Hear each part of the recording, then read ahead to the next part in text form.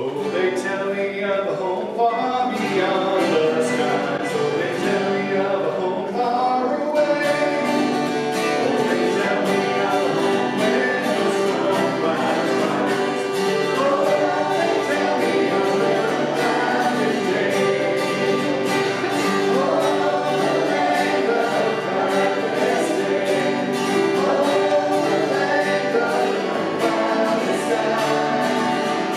They tell me of a home where the storm clouds rise. Oh, they tell me of a private day.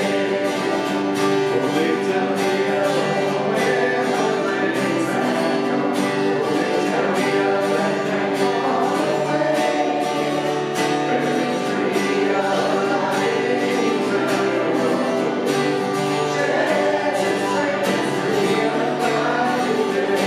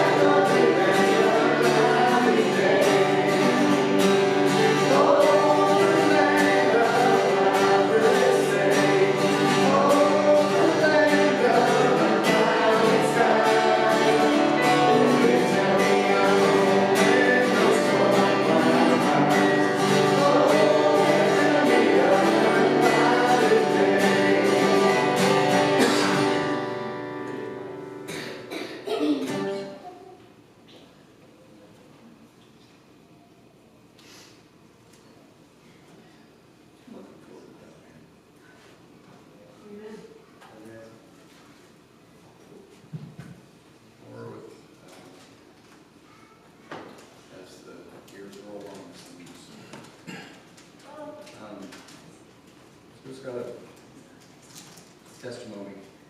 I'd love to share tonight. I'm thankful that my sister apparently made it through her surgery. She's alive and kicking.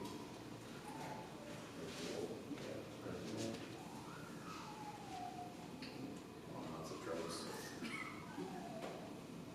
That's good too.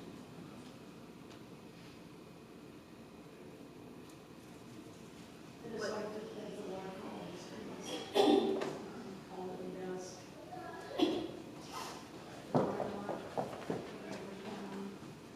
He's just always there.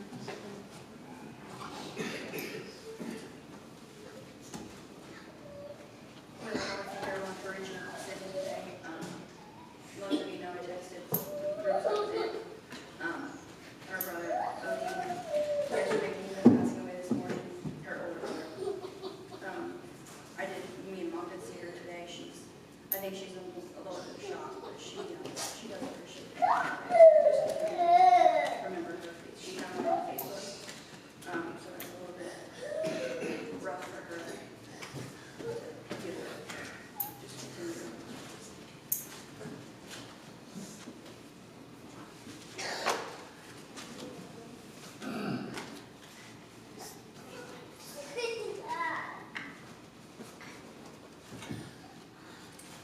Well, let's remember, I have a fair amount of family that lives down in Florida, Sarasota area, Bradenton. Last I talked to them, that's pretty bad for us. It was about power or anything for us then. I'll go on for a little while, but keep them in our prayers. Ladies, they're a pastor's church. And then there's so many needs, just need to pray for each other. I've had this weird burden, and I'm not going to get into it right now. I'll have my time here too, but that we just need to pray for each other. And that's a term that's loosely spoken of. But we need to pray for each other. And whatever that each other means to you, whether that's you and your spouse, or you and your kids, or you and your buddy you work with, or your church and their church, it doesn't matter.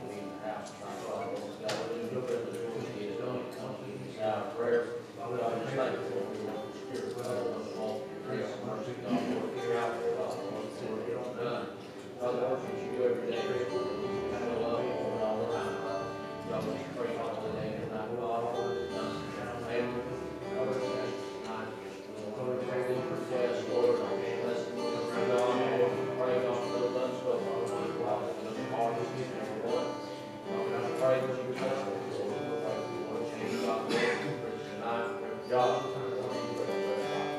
all of our preaching, brother, God, that we stand, Lord, tonight, God, we pray that you anoint you, Lord. God, we pray for the service, God. Strengthen those that need strength, Lord. Lift those who need lifting, God. God, we pray for Mom, Lord, and Tommy, God. Lord, you know what's going on in his life, his family, God. God, we just pray, Lord, you put your hand in God. God, we take care of that, Lord. We just pray. God, we pray for Sid, God, Lord, I'm sure, Lord, for his heart, his mind, and everything, dear God. God, we just pray, Lord, you pray for her, God, Lord, and all those families, Lord, for this, Lord, what a situation, God. Lord, we don't know what to say here, God, Lord, you just, Lord, you show up. God, we pray for the name of God, this church, Lord.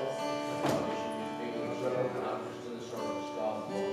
Heart, God, we just take it, Lord, Lord, we just feel and uplift you, Lord, and some of you, Lord, they can just see you, Lord. God, we just pray for you, God. Thank you, Lord, we love you, praise you, in Jesus' name.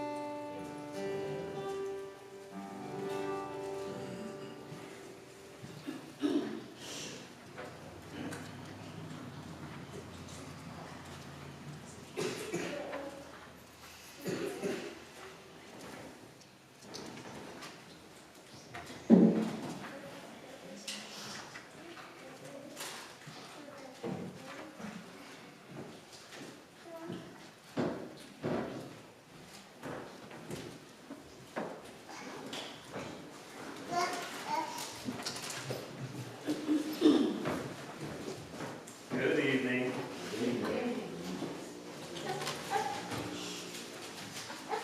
You know, Waylon said something there that struck me because it has to do with what's been on my heart. Those that don't want to. Those that don't want to. We're quick. We're quick to give an answer as to why they don't want to without them voicing their opinion. We're quick to judge somebody for why they do or don't like to do something, whether that's go to church or worship or pray or you name it. Doesn't even have to be religious. But we need to be careful to let them voice their opinions and share their heart. Because I'm going to ask you a question, and I don't know where all we're going to go, kind of a little bit scattered right now, but the Lord will pull this together. But I want to ask you a question, and we'll get into some scripture. We're going to read some in Ephesians chapter 6 and Matthew 7. But here's the question. Who's pushing your buttons? Who is pushing your buttons? I told you I've had a burden on praying for each other. For our sister churches, for our brothers and sisters, blood and spiritually speaking. For moms and their daughters, or dads and their sons, or aunts and uncles, or just family drama. We need to be careful not to just pray for a specific person and forget the rest, but to pray for each other. Why? Why is that important? Because there's a lot of button pushers out there. What I'm getting at is there's a lot of people that we associate ourselves with, that we go to church with, that we communicate with, or we work with, you name it. And there's some people that are just, they cause us stress. We get anxious when we're around them. We get frustrated. Sometimes we get angry. Sometimes they just push our buttons and we want nothing to do with them. But let me remind you that Christ teaches us to love. To love our neighbor. To love our enemies. To pray one for another without ceasing. To have a heart as like Christ. The Bible does not teach us to take the people that are pushing our buttons, Larry, and cast them out. It ain't our job to cast them out. It's our job to bring them in. It's our job to love them. It's our job, in spite of how angry and how evil they can be. It is our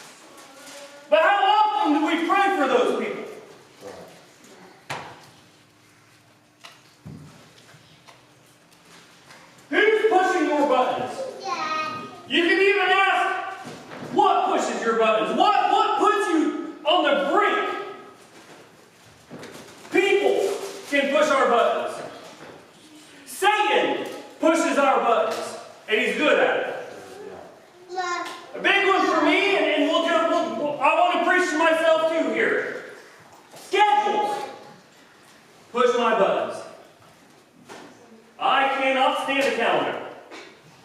We know this. I'm not digging on you here. I can't stand to feel rushed. I'm a free bird. Okay? I'm impulsive. I like to do what I want to do when I want to do it. But that's not what Christ teaches me.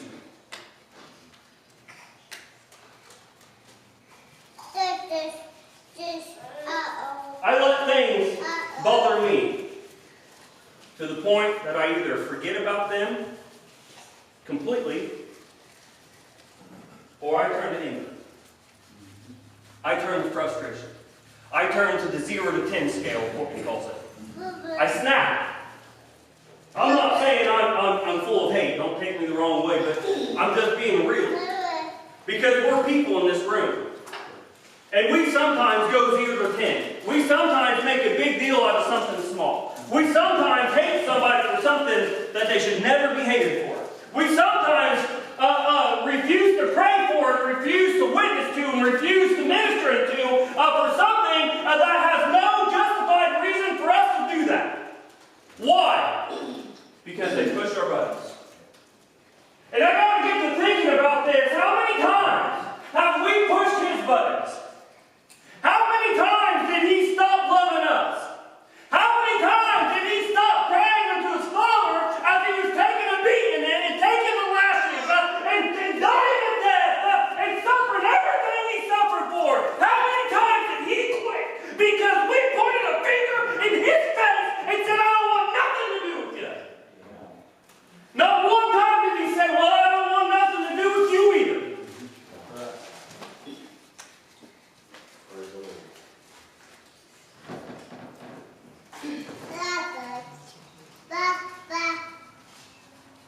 It's easy.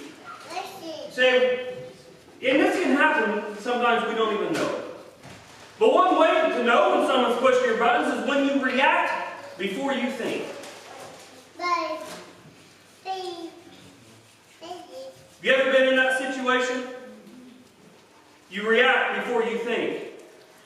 I want to, and we're here, so I'll just we'll read Matthew first. Matthew 7, very, very, very familiar scripture. Starting in verse 3. Matthew 7:3 says, And why beholdest thou the mote that is in thy brother's eye, but considerest not the beam that is in thine own eye? Or how wilt thou say to thy brother, Let me pull out the mote out of thine eye, and behold, a beam is in thine own eye? Thou hypocrite, first cast out the beam out of thine own eye, and then shalt thou see clearly to cast out the mote out of thy brother's eye. This scripture here, what's he teaching us? He's teaching us here that we've got to take care of ourselves first. Because as we know, as I know, as you should know, it's easier to look at the people that are pushing our buttons, the Satan that's getting under our skin, the workers that we work with that we just get irritated with and say, what's wrong with them? What is wrong with you? You need to get right with the Lord. You need to go to church. You need to pray. You. Who are we?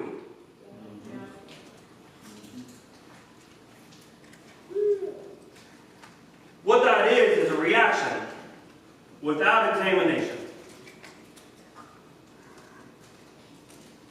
That's Matthew 7. That's what he's teaching us. Why do people get to us? Blanket statement. Why does Satan get under our skin? How is it that people can push our buttons so easy?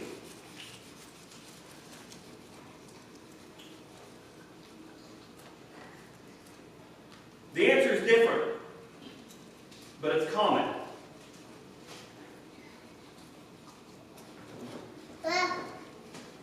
When we're living as close as we should be, and we're loving with the love that we should be, and we're praying as often as we should be, they won't get under our skin here either. Satan won't be victorious near as often.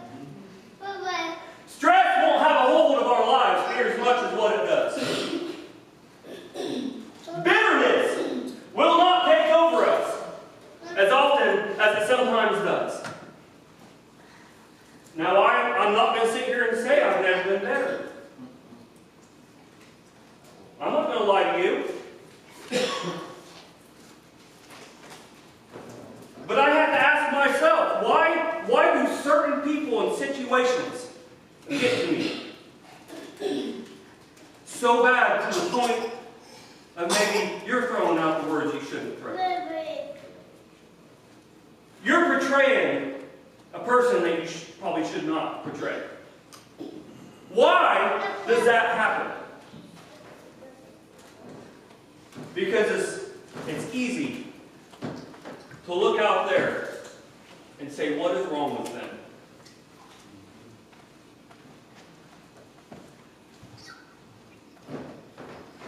I can't imagine how many people look at me and say, what is wrong with that kid?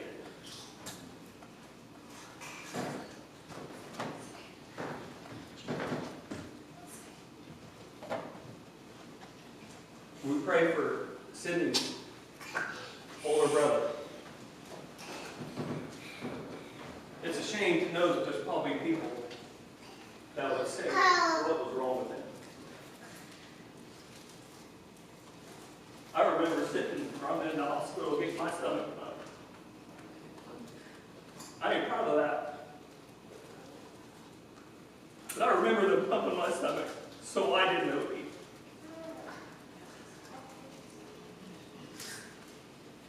Pray for each other.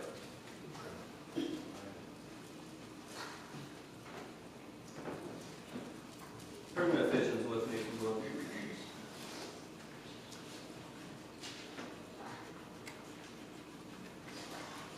Chapter 4, I'm sorry, I'm not sure what I told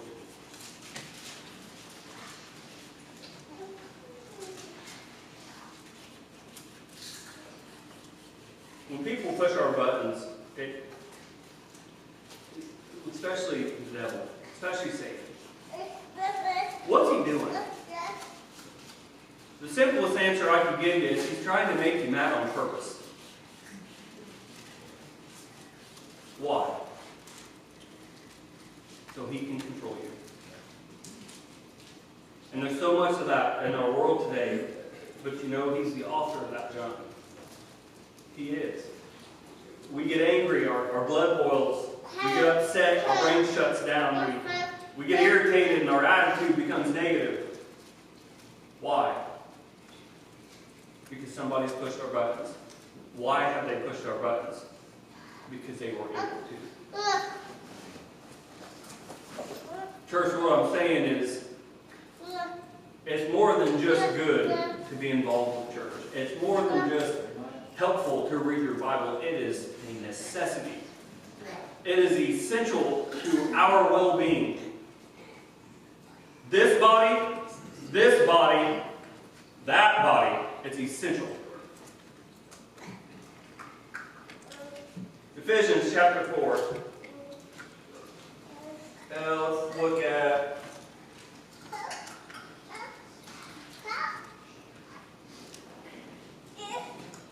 let's start at 17.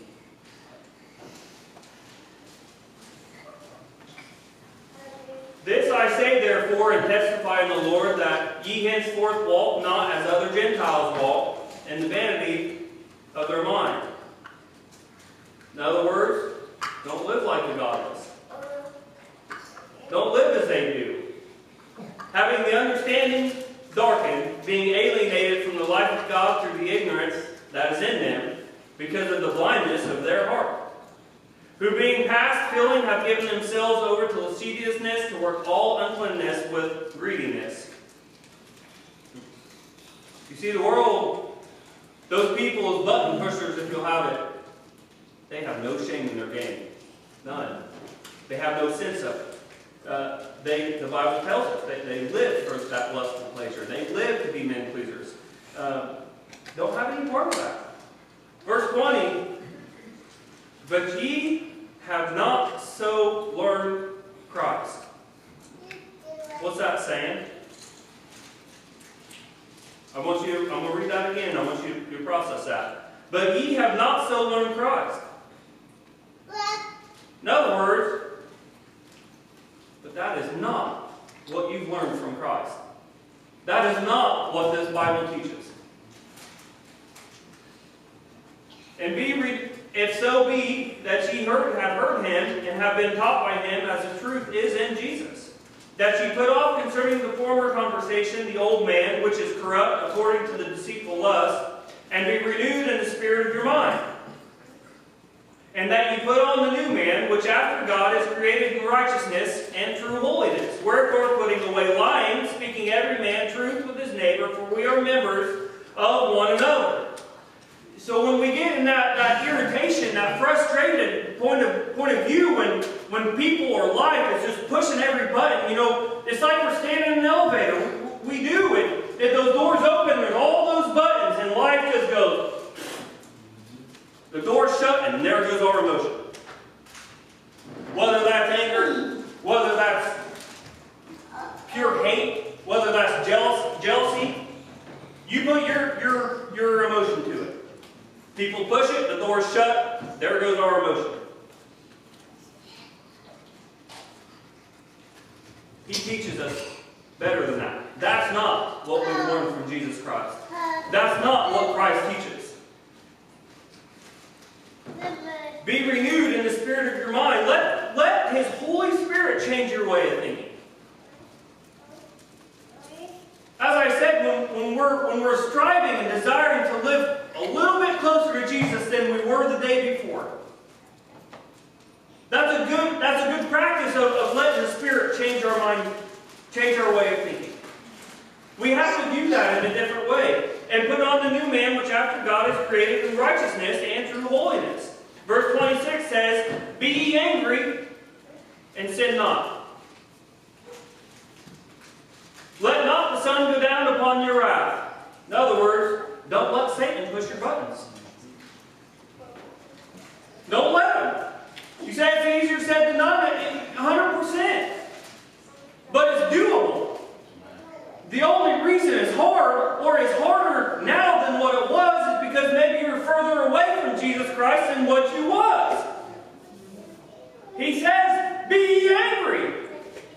We can have emotion, but sin not. Sin not. Don't let Satan push your buttons. In other words, how do you put that? Don't let... No, that wouldn't be right. Don't let your anger control you. Don't let your sin. Because when we get to that point, the anger is the sin. And when we begin to let it control us,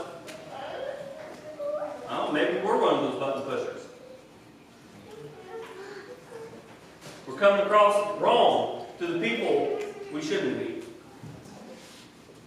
Neither give place to the devil. Let him that stole steal no more, but rather let him labor, working with his hands the thing which is good, that he may have to give to him that needeth. Let no corrupt communication proceed out of your mouth, but that which is good, and to the use of edifying, that it may minister grace unto the hearers. Don't be the one pushing others' buttons. Don't be that one. Grieve not the Holy Spirit of God, whereby we are sealed unto the day of redemption. Let all bitterness, and wrath, and anger, and clamor, and evil speaking be put away from you with all malice, and be ye kind one to another, tender-hearted, forgiving one another, even as God, for Christ's sake, has forgiven you. Don't be bitter. Don't be mad. Don't be angry at others. Not going to say it doesn't happen, but we shouldn't jump straight to that. What should we do? We should be kind. We should forgive. Just because they push our buttons, just because they get under our skin, just because they don't live the way we live, act the way we act, or talk the way we talk, does not give us reason to cast them out or consider them any less than we ourselves.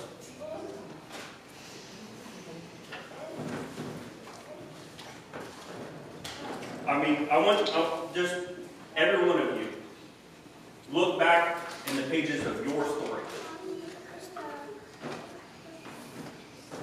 Flip back, way back. Look in your life. I'll guarantee there's chapters. I'll guarantee there's probably chapters and chapters in your story where you came across wrong, where you got on people's nerves, where you sinned and you did not live right, where you casted hate, where you casted blame. But God still loved you. And somebody that was a little closer to God, they still loved you.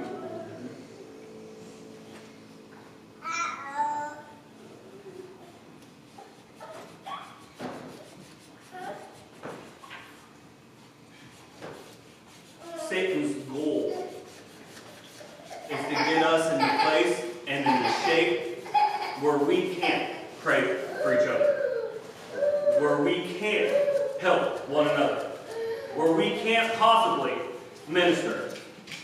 We cannot share our testimony. That's what he wants. He does that by pushing your buttons. Some of us have a better tolerance than others. But if we let him continue to push, whether that's from somebody at work that you just despise, who you don't like, kill them with kindness.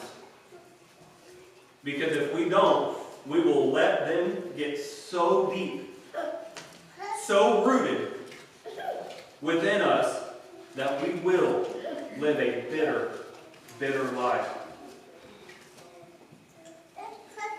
But he tells us to let that bitterness go. He tells us to forgive.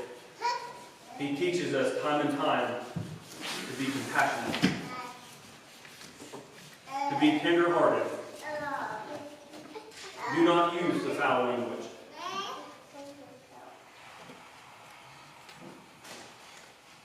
Just forgive. I try my best, and I hope we do too. And if not, I pray that you do try your best. Whoever that is that you get around just,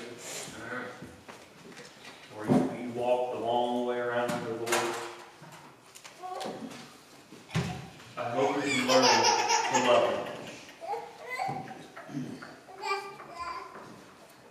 I've heard this saying, and I could take it a couple different ways, but I love them, but I don't like them. We've probably heard that. We've probably said that. And we probably have a name for that. Somebody we know. And for this context, that's okay. We don't have to like what they're involved with. We don't have to like what they like. But the Bible does teach us that we are to love them. And we should. So who's pushing your button?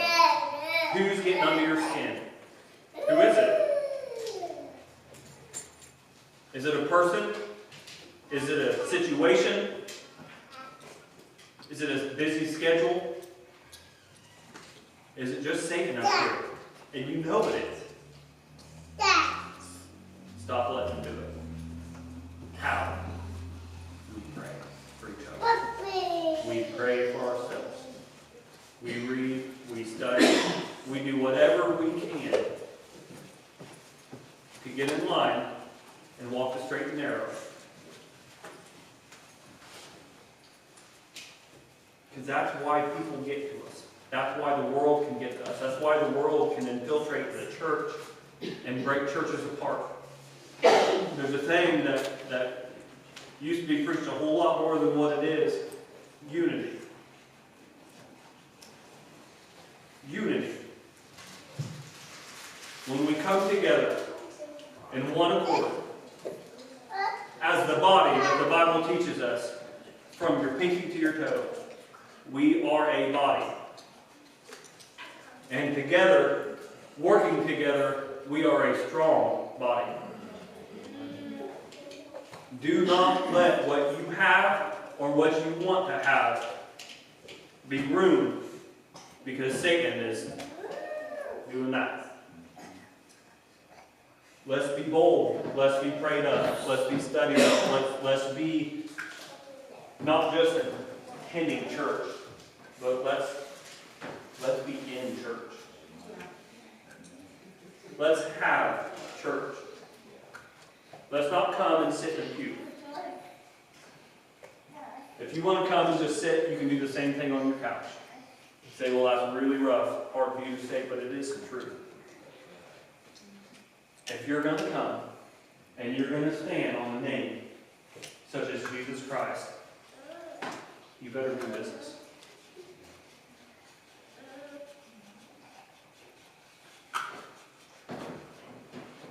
Let's not give the devil a chance. You know that? Let's see. Let no corrupt communication proceed out of your mouth, but that which is good, and to the use of edifying, that it may minister grace unto the hearers. We don't want to make God's Spirit sad. His Spirit should guide our way of thinking.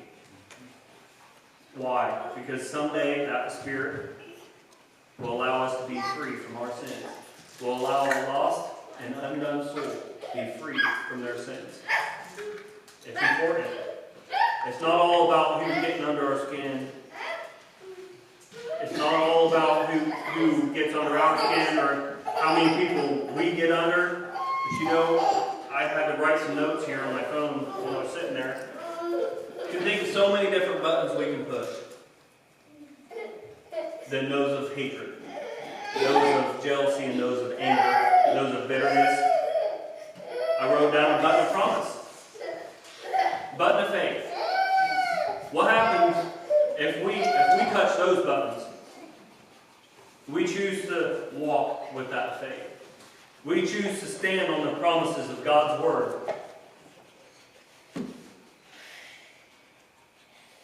I remember praying for my brother for a lot of years. Almost gave up on him. And he's fine if he watches this. I don't always like him. But I love him. And I'm thankful that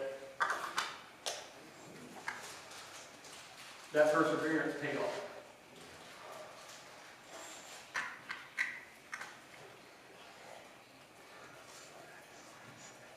It's important, church. I'm going to stop there. I don't think we need to go any further. Who's pushing your buttons? What is pushing your buttons? We all find ourselves in a state of life, spiritually speaking, where maybe we're not as strong, we're not as encouraged, we're not as empowered as what we once was. But that doesn't mean Christ has left you. That doesn't mean He's less able. That means we've let somebody or something hinder us. The Bible teaches us to let that junk go. Pick up your cross and you follow Him. I hope you get something from that tonight. I love you, church. Invite each and every one of you came out this way. Let's continue to pray for each other. And that's it. Anybody have anything they'd like to say or on your heart to share?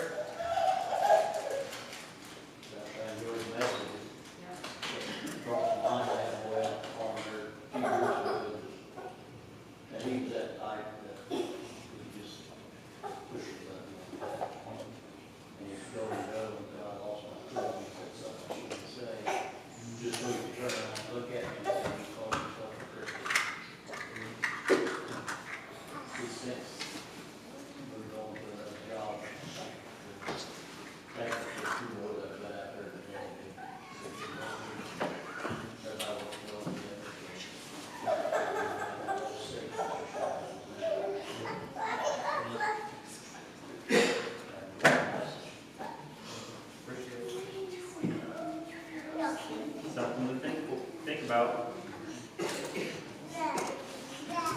Anybody else?